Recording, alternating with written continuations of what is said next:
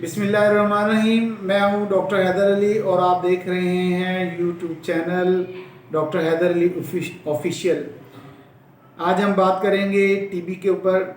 और सबसे पहले ये कि टीबी क्या होता है, टीबी किन लोगों को होता है, कौन लोग हाई रिस्क के होते हैं, इसकी अलामात क्या हैं और इसकी ट्रीटमेंट क्या है और इसमें एहतियातें क्या करनी होती हैं। सबसे पहले हम डिस्कस कर लेते हैं कि टीबी क्या होता है। टीबी एक बेसिकली टीबी ट्यूबरकुलोसिस बेसिलाई एक बैक्टीरिया का नाम है जिसका शॉर्ट फॉर्म जो है वो टीबी है। टीबी किन लोगों को होता है? टीबी ज़्यादातर ऐसे लोगों को होता है जो जिनके घरों में क्रॉस वेंटिलेशन नहीं होती है, हवादार घर नहीं होते, छोटे घर होते हैं, अमूमन इन लोगों को ज़्यादा होता है।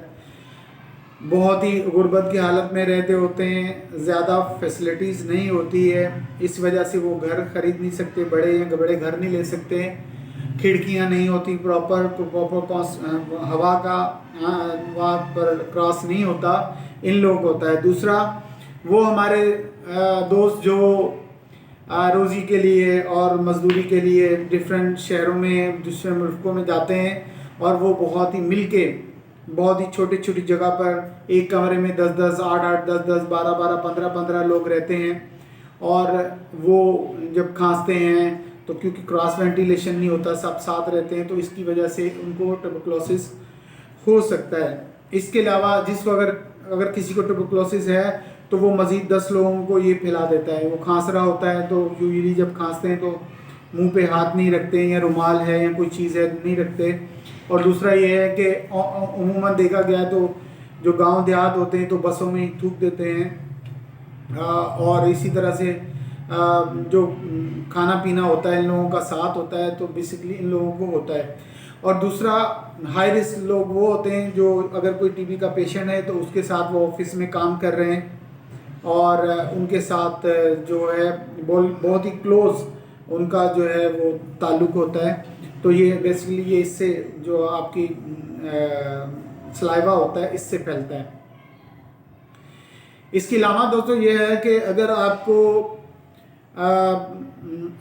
आपको मोर देन 4 वीक्स अगर आपको कफ है, अगर आपको खांसी है और वो 3 हफ्ते से ज़्यादा हो गए, 3 हफ्ते से ज़्यादा अगर आपको खांसी है और आपको लो ग्रेड फीवर है मोर देन 2 वीक्स, और अगर आपका वज़न तेज़ी से कम हो रहा है तो आपको पहली फुर्सत में ही टीबी चेक करा लेना चाहिए कि इसकी 3 मेजर यही अलामत है।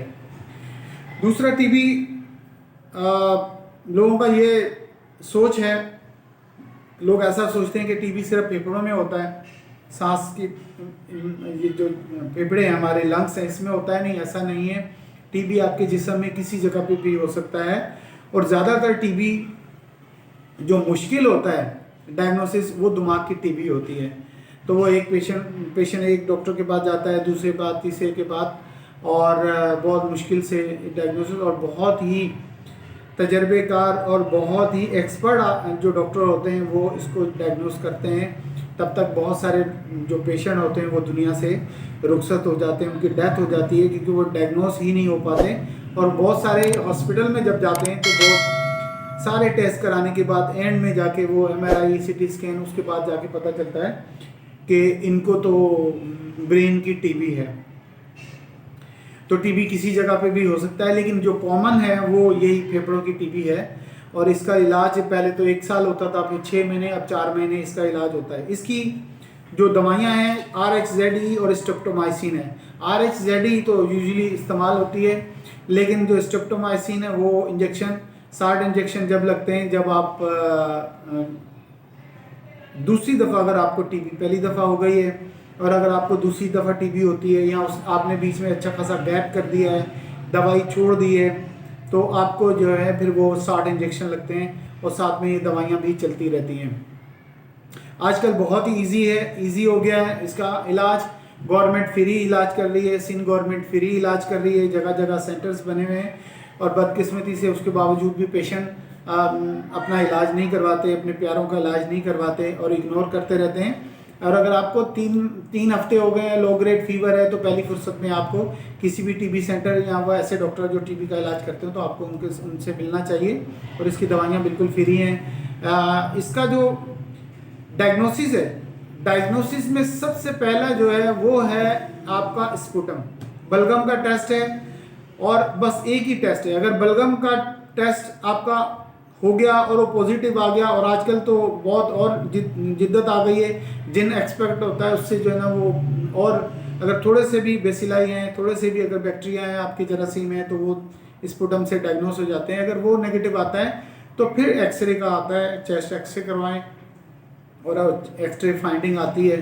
और एंटीबायोटिक देने से भी, कुछ मखसूस एंटीबायोटिक है जो उसमें दी जाती है, कुछ मखसूस एंटीबायोटिक है जो नहीं दी जाती टीबी के पेशेंट्स को, तो वो दी जाती हैं। उसके बाद फिर अगर वो पेशेंट नहीं ठीक होता और फाइंडिंग आ रही है तो फिर वो टीबी का प्रॉपर आपका डॉक्टर इसका ट्रीटमेंट स्टार्ट कर देता है। तो इससे बिल्कुल भी, और इसमें कोई परहेज़ नहीं होता। आप टीबी के पेशेंट को सब खिला सकते हैं, कोई परहेज़ नहीं है, दूध नहीं दें, फला नहीं दें, ऐसा कुछ भी नहीं है।